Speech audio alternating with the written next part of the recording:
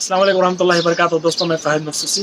जैसे कि आप सभी जानते हैं कि हिंदुस्तान में आने वाले दिनों में लॉकडाउन में नरमी दी जाने वाली है और ये भी दिखाया जाएगा कि भाई हम मुसलमानों से हमदर्दी रखते हैं और मुसलमानों के रमज़ान का एहतराम करते हुए उन्हें इजाज़त देते हैं कि वो अपने घरों से निकल के रमज़ान की शॉपिंग करें। हरगिज़ नहीं, हरगिज़ इनकी बातों में नहीं आना, क्योंकि ये वो सरकार है जिन्होंने अपनी कारस्तानियों की, अपने तशद्दुद की वजह से हिंदुस्तान को आज ऐसे मुकाम पे ला खड़ा कर दिया है जहाँ पे हिंदुस्तान को उन 14 मुल्कों की लिस्ट में डाल दिया गया है जहाँ पर मज़हब और अक़ायद की बुनियाद पे अक़लियतों पे जुल्म और ज़्यादती और तशद्दुद किया जाता है। और एक सेक्युलर डेमोक्रेटिक मुल्क के लिए इससे बड़ी शर्म की बात कोई नहीं हो सकती। और एज अ मुसलमान इस कम्युनल सरकार से तो हम हमदर्दी हरगिज़ नहीं सोच सकते जब तक कि इनका कोई ज़ाती फ़ायदा ना हो। आप लोगों ने हाल ही में देखा होगा कि किस तरह से अपनी नाकामयाबी को छुपाने के लिए इस निकम्मी सरकार ने दलाल मीडिया का इस्तेमाल करते हुए तबलीग की जमात को किस तरह से सॉफ्ट टारगेट बनाकर मुसलमानों को का इस्तेसाल किया और कोरोना वायरस को एक कम्युनल शक्ल दे दी कि इन्होंने देर से स्क्रीनिंग की, इन्होंने देर से कोरोना वायरस टेस्ट किए, इन्होंने प्रॉपर पीपीईज नहीं दे पाए डॉक्टर्स को, इन्होंने लॉकडाउन अनप्लान लॉकडाउन देर से किया।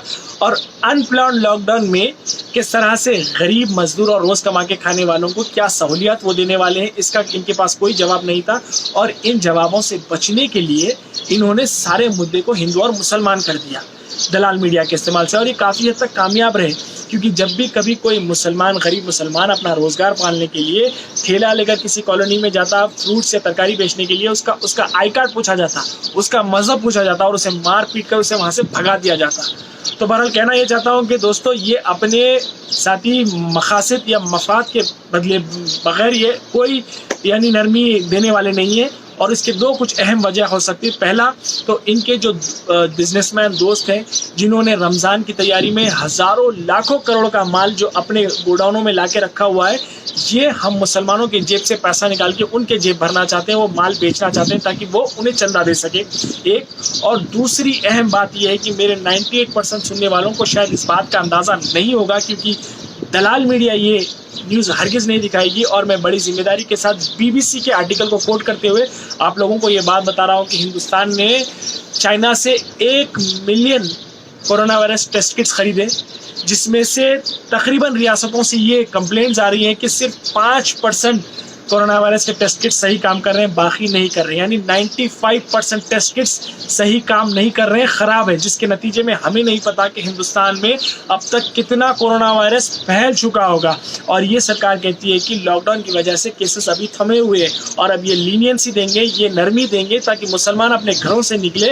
पहले तो इनके बनिए कारोबारियों का फ़ायदा करे और दूसरी चीज़ फिर उसके बाद इनके दलाल मीडिया के ज़रिए से चिल्ला चिल्ला के ये बोलेंगे कि मुसलमानों को जब नरमी दी गई थी तो मुसलमानों ने इसका गलत इस्तेमाल करते हुए सोशल डिस्टेंसिंग का वायलेशन किया और इस केसेस को इतने से इतना पहुंचा दिया, जबकि हकीकत ये है कि हिंदुस्तान में टेस्ट नहीं हो रहे। और इस सारे मामले को मुसलमानों के सर पे इसका भांडा फोड़ने के लिए, अपनी नाकामयाबी को छुपाने के लिए, हुकूमत की नाकामयाबी को छुपाने के लिए ये एक सिचुएशन क्रिएट करने की कोशिश कर रहे हैं। तो मैं आप लोगों से अदबन गुजारिश करता हूँ कि जितनी सादगी से आपने रमज़ान गुजारा है उतनी ही सादगी से अपनी ईद भी गुजारिएगा और उन्हीं पैसों को अपने आने वाले लॉकडाउन के दिनों में अपने अखराजात के लिए बचाए रखें या अपने गरीब रिश्तेदार या गरीब पड़ोसियों की मदद कीजिए। इंशाल्लाह इससे आपको ज़्यादा रूहानी खुशी होगी और अल्लाह भी आपसे खुश होगा।